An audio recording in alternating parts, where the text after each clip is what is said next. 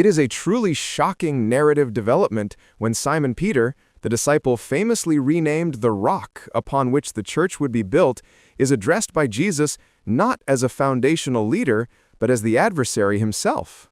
The sharp rebuke, "Get behind me, Satan," is a condemnation one might expect to be reserved for Judas Iscariot, the ultimate betrayer, yet in the Gospel of Mark, it is hurled at Peter. This harsh characterization continues on the Mount of Olives, where Jesus prophesies the total collapse of his inner circle's loyalty. Quoting Scripture, Jesus predicts that the shepherd will be struck down and the sheep scattered, a prophecy Peter arrogantly dismisses. Peter insists that his fidelity is superior to the others, claiming that even if every other disciple deserts Jesus, he will remain steadfast. Jesus, however, counters this bravado with the specific and humiliating prediction that before the rooster crows twice that very night, Peter will deny him 3 times. Despite Peter's vehement assertions that he would sooner die than disown his master, a sentiment echoed by the other disciples, the narrative prepares the reader for a catastrophic failure of character. When the moment of crisis actually arrives, the text of Mark offers no comfort or redemption for the disciples. Mark 14:50 delivers a brutal summary of their loyalty. They all forsook him and fled. There is no heroic stand, only abandonment.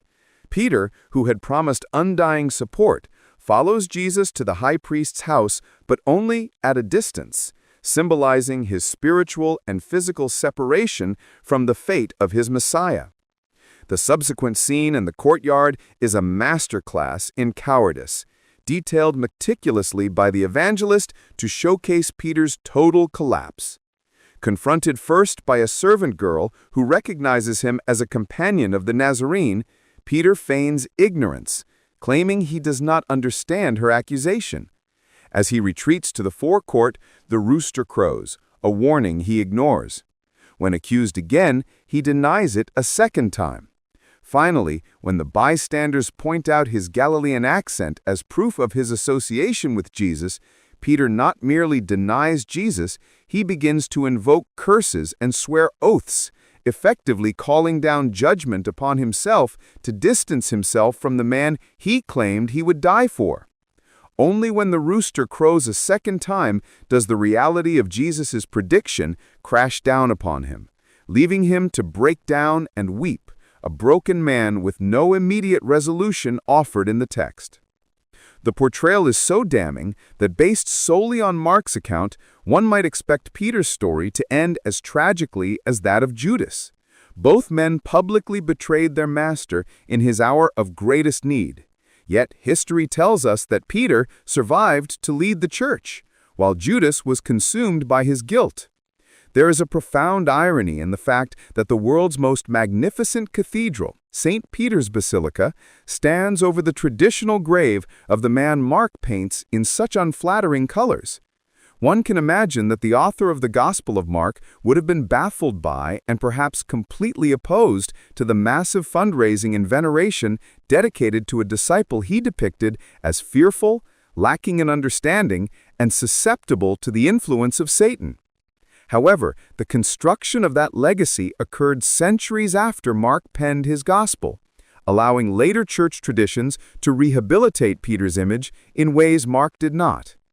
This pattern of negativity in Mark extends beyond the circle of the apostles to encompass Jesus' own flesh and blood. Mark conspicuously omits any infancy narrative. There are no angels, no shepherds, no adoration of the Magi to establish Jesus' divine status from birth. Instead, when the Holy Family appears, they are presented as antagonists rather than supporters. Mark 3 describes a scene where Jesus' family, hearing of his frantic ministry and the crowds preventing him from eating, sets out to physically restrain him. The text explicitly states their motivation. They believe he has gone out of his mind. This is not a family awed by a divine mission, but a family embarrassed by a relative they view as mentally unstable. When his mother and brothers arrive and call for him, Jesus responds with a radical redefinition of kinship. He asks, "Who are my mother and my brothers?" and gestures to his disciples, declaring that obedience to God's will, not biological lineage, constitutes true family. In the world of Mark, the concept of a supportive Holy Family is non-existent. They, like the people of Jesus' hometown of Nazareth, who are offended by him, are outsiders who fail to grasp his true identity. This consistent disparagement of the 12 apostles, the Holy Family, and Jesus' hometown raises a critical question. What is the underlying agenda of this gospel? Judas Iscariot's villainy fits seamlessly into a broader narrative arc where everyone close to Jesus, specifically the Jewish figure central to his life, fails him. To understand this, one must look at the historical context of Mark's writing. Mark is widely considered the first gospel written for a thriving Gentile Christian audience, a community that was increasingly distinguishing itself from the Jewish Christian Church centered in Jerusalem. The Jerusalem church was led by the very figures Mark minimizes, the original disciples and members of Jesus' family, such as James. Viewed through this lens, the text appears to be taking sides in an early church conflict, using narrative to diminish the authority of the Jewish leadership in favor of a Gentile understanding of the faith. This interpretation aligns perfectly with the tensions documented in the letters of Paul, the apostle to the Gentiles. Paul's relationship with the Jerusalem leadership was fraught with conflict. He writes in Galatians of opposing Peter, Cephas, to his face because Peter stood self-condemned for his hypocrisy regarding table fellowship with Gentiles. Paul also speaks disparagingly of the circumcision faction and those who required adherence to Jewish law, warning his followers against false believers. If Paul, the theological architect of the Gentile mission, viewed the leadership of Peter and the influence of Jesus' family with such suspicion, it reasons that the gospel emerging from that same Gentile sphere would reflect a similar bias. One should not expect a gospel written for Paul's converts to heap praise upon the very leaders Paul spent his career battling over the requirements of the law and the nature of the gospel. Therefore, the negative depictions in Mark, Peter as Satan and a coward, the family as unbelievers who think Jesus is crazy, and the disciples as dense and faithless, are likely reflections of this early theological and political struggle between the Gentile and Jewish branches of the movement. The portrayal in Mark reinforces Paul's contention that the original witnesses did not fully understand the truth of the gospel, which Paul claimed to receive directly from the risen Christ. This leads to a necessary and perhaps unsettling reevaluation of the text. Are we reading strict history, or are these figures victims of a specific theological agenda? If Peter and the Holy Family are caricatured to serve the needs of the Gentile church's argument against Jerusalem, it forces us to ask whether the portrayal of Judas Iscariot is also a theological construct. Is Judas merely the most extreme example of the failed Jewish disciple motif?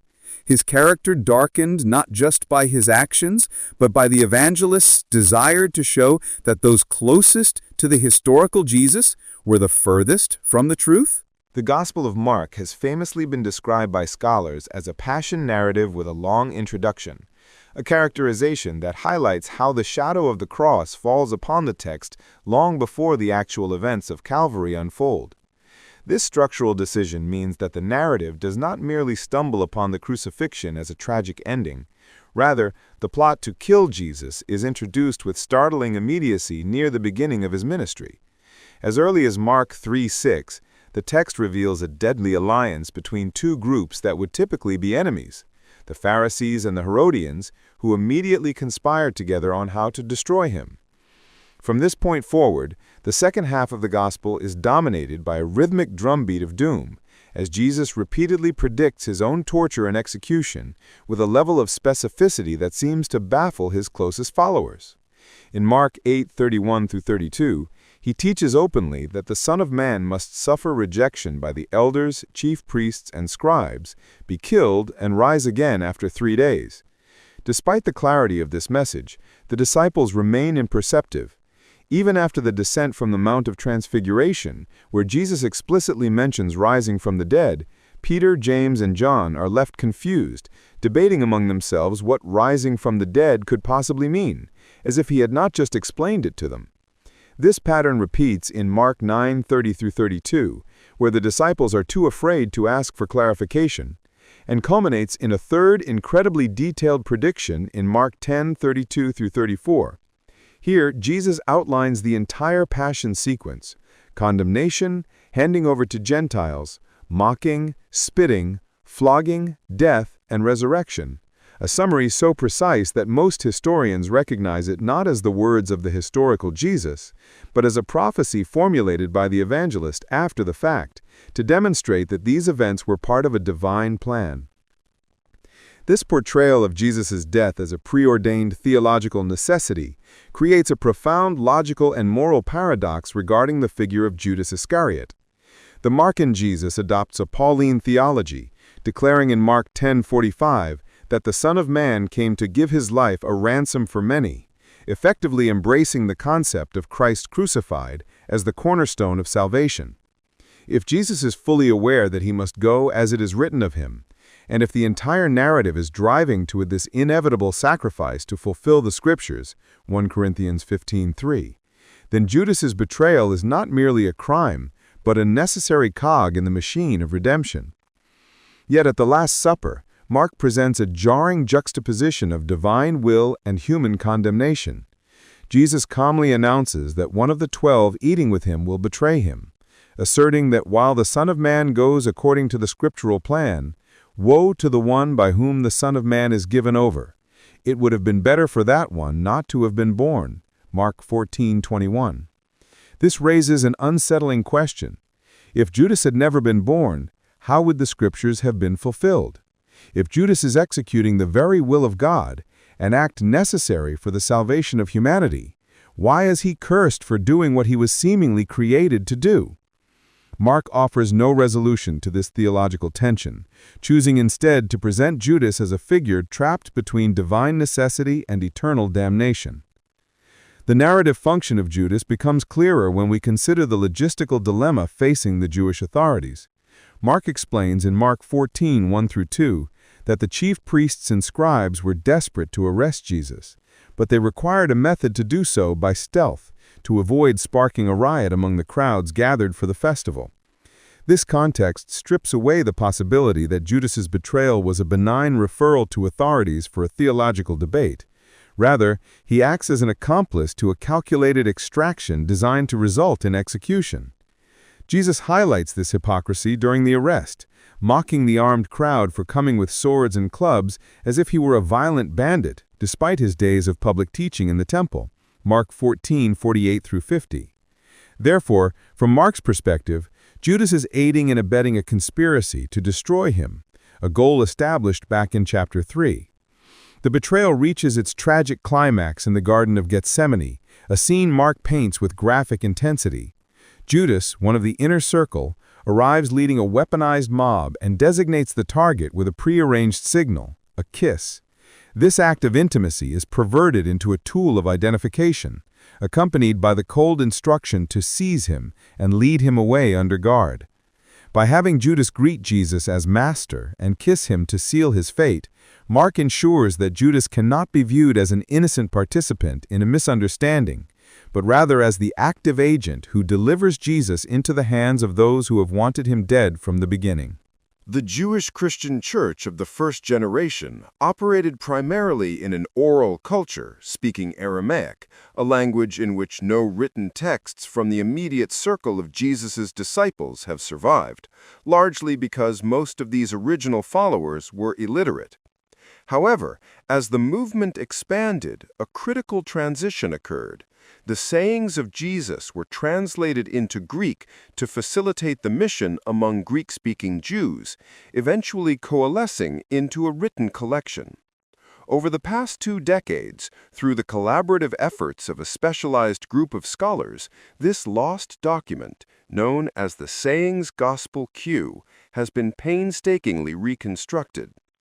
Published in 2000 as the critical edition of Q, this text does not appear as a standalone book in the modern New Testament, but exists embedded within the Gospels of Matthew and Luke.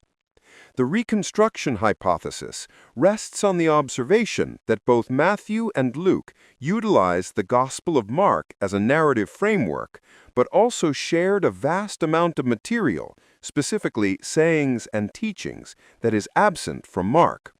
This shared material, which must have come from a common document, was designated by 19th century scholars as Q, an abbreviation for Quelle, the German word for source. Because Q lacks its own canonical chapter and verse structure, scholars utilize the numbering system of Luke, who preserved the sequence of Q more faithfully than Matthew. Consequently, the text of Q begins at Luke 3 with the ministry of John the Baptist and concludes at Luke 22 just prior to the Passion narrative, as Q contains no infancy story and no account of the crucifixion.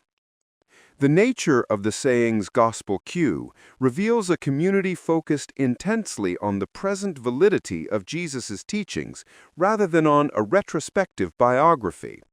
It was composed not as a historical record of a past ministry, but as a living proclamation intended for the continuation of Jesus' message by his disciples. In this document, the specific identities of the messengers are secondary to the urgency of the message itself. What matters is not who spoke to whom, but that the listener's eternal fate depends on hearkening to these words. Strikingly, this focus on the message over the messenger means that Q mentions none of the 12 apostles by name. Neither Peter, the future leader, nor Judas, the betrayer, appear in the text. This anonymous, sayings-focused tradition of the Jewish church eventually merged with the narrative-focused tradition of the Gentile church, represented by Mark, to form the Gospel of Matthew. This merging can be viewed as a significant ecumenical gesture, a harmonization where the Jewish Christian perspective of Q and the Gentile Christian perspective of Mark were brought together, allowing Matthew to preserve the sayings of the Master while adopting the narrative structure of the mystery of the cross. When Matthew incorporates the Markan narrative regarding Judas Iscariot, he does not merely copy it, he significantly supplements and darkens the portrait of the betrayer. While Mark suggests the chief priests took the initiative to offer money, Matthew 26:15 places the agency squarely on Judas, who approaches the authorities and explicitly asks, "What will you give me if I give him over to you?" Furthermore, Matthew intensifies the confrontation at the Last Supper. In Mark, the identification of the betrayer is somewhat general, but in Matthew 26:25, Judas specifically asks, "Surely not I, Rabbi?" To which Jesus replies with the devastatingly affirmative, "You have said so."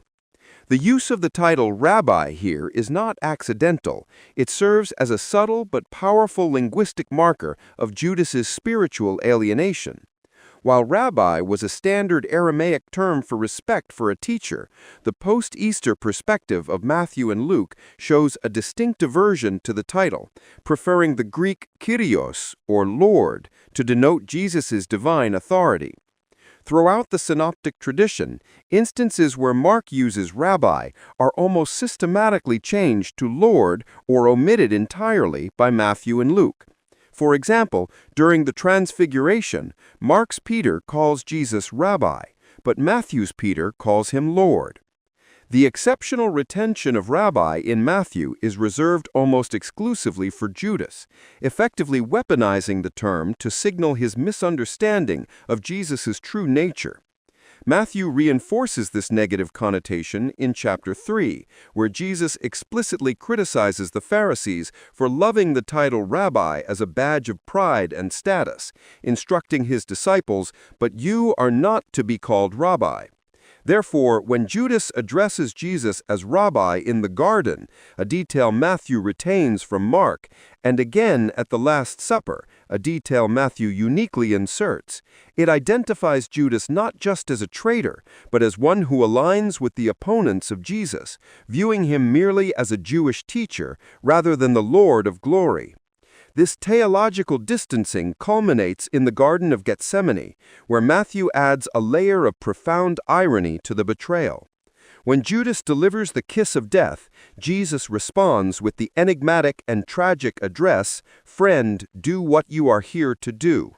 The use of friend is jarring, as it is a term Jesus rarely uses, and here it underscores the heartbreak of personal betrayal masked by intimacy.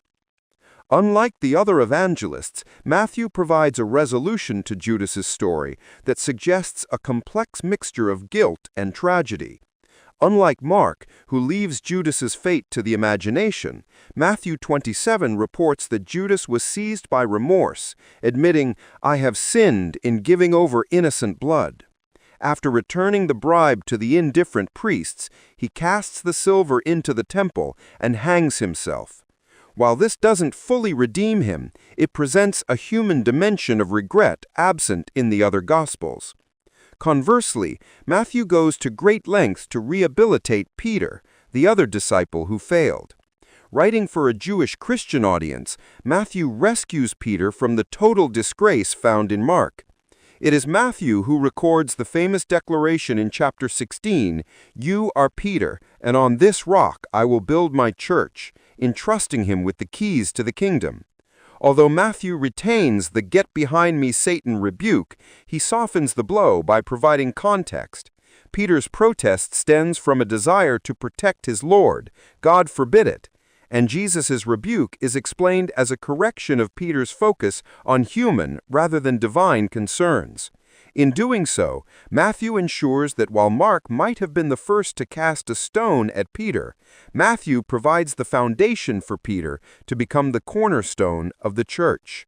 Luke portrays the public ministry of Jesus not merely as a historical sequence of events, but as a distinct, idealized epoch that stands apart from both the time preceding it and the era of the church that followed. This tendency to idealize specific periods is a hallmark of Luke's writing style.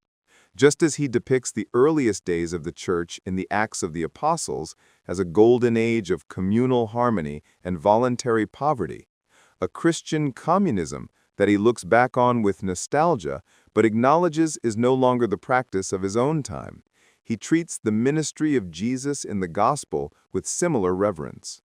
For Luke, these are foundational moments to be admired as a perfect past, rather than a direct blueprint for the pragmatic realities of the present day. This concept of a sacred time frame is established theologically through the absence of the devil. Luke reports that after the temptation in the wilderness, the devil departed from Jesus until an opportune time. That opportune time does not arrive until the very end of the narrative, just prior to the Passion, when Satan returns to enter Judas Iscariot and to demand the sifting of Peter. Consequently, the entire duration of the public ministry, sandwiched between the temptation and the Passion, serves as a paradise-like interlude. It is an idyllic period where Jesus and his disciples operate free from direct satanic interference, a unique and unrepeatable time of grace that mirrors the idealized, harmonious beginnings of the church in Acts. This is no coincidence that this Satan-free period corresponds almost perfectly with the inclusion of the sayings gospel Q within Luke's narrative. The material drawn from Q begins at Luke 3:2 with John the Baptist and concludes at Luke 22:30, right before the Passion drama begins. The very moment the Q material runs out, the idealized era collapses. In the immediately following verse, Luke 22:31, Satan reemerges to attack the disciples. To mark this transition from the peaceful ideal to the harsh reality of the cross, Luke explicitly has Jesus revoke the pacifist mission instructions found in Q. Where the disciples were once told to carry no purse, knapsack, or sandals, Q 10:4, Jesus now issues a grim counter-command in Luke 22:35-38, instructing them to buy swords, even if it means selling their cloaks, because the time of fulfillment of the prophecy regarding his classification as a transgressor has arrived. By rearming the disciples, Luke signals the definitive closure of the epoch of Q. The time of relying solely on providence without defense is over. The real world of conflict and political danger has returned. The disciples' production of 2 swords, which Jesus deems enough, serves a dual narrative purpose. It symbolically ends the peaceful ministry and practically prepares the reader for the scene in Mark, which Luke follows, where a disciple violently strikes the high priest's slave. With the Q source exhausted and its ethos formally abrogated by Jesus, Luke is free to rejoin the Markan narrative for the passion and eventually transition into the new era of the Gentile Church's mission, characterized by the pragmatic travels of Paul in the Hellenistic world, far removed from the rural idealism of the Galilean ministry. This understanding of history allows Luke to preserve the archaic mission instructions of Q, Luke 10:1-16, without feeling the need to edit them for contemporary relevance. Because he views them as belonging to a closed chapter of history, he can leave them in their original, radical form as a testament to the past. This stands in sharp contrast to Matthew, who, viewing the instructions as still binding to his community, felt compelled to update them. Matthew retains the restriction of the mission to the lost sheep of the house of Israel, Matthew 10:5b-6, explicitly forbidding contact with Gentiles or Samaritans. This suggests that Matthew's community was still grappling with a Jewish-centric mission and the persecution that came with it, similar to the conservative policies of the Jerusalem church under James, whereas Luke wrote from the perspective of a settled Gentile church looking back at history. In this Lucan narrative structure, the character of Peter is significantly protected compared to his portrayal in Mark. Luke completely omits the devastating moment where Jesus rebukes Peter with, "Get behind me, Satan," a scene that would naturally occur after Luke 9:22. Instead, Luke shifts the satanic focus entirely onto Judas. While Satan desires to sift Peter like wheat, Jesus assures Simon that he has prayed for him so that his faith may not fail, and charges him with strengthening his brothers after he turns back. Luke 22:31-32. Peter is thus depicted as a victim of spiritual warfare who is protected by Jesus' intercession rather than an agent of the adversary. Judas, however, is granted no such protection. Satan enters him directly, Luke 22:3, driving him to conspire with the temple police for money. This specific phrasing, that Satan entered into Judas, raises a logical paradox within Luke's text. Throughout the Gospel, Jesus and his disciples are portrayed as having absolute authority over demons. The 70 disciples return from their mission rejoicing that even the demons submit to us, and Jesus confirms he saw Satan fall like lightning. Luke 10:17-18. Furthermore, Mary Magdalene is introduced as a prominent follower, specifically identified as one from whom 7 demons had gone out.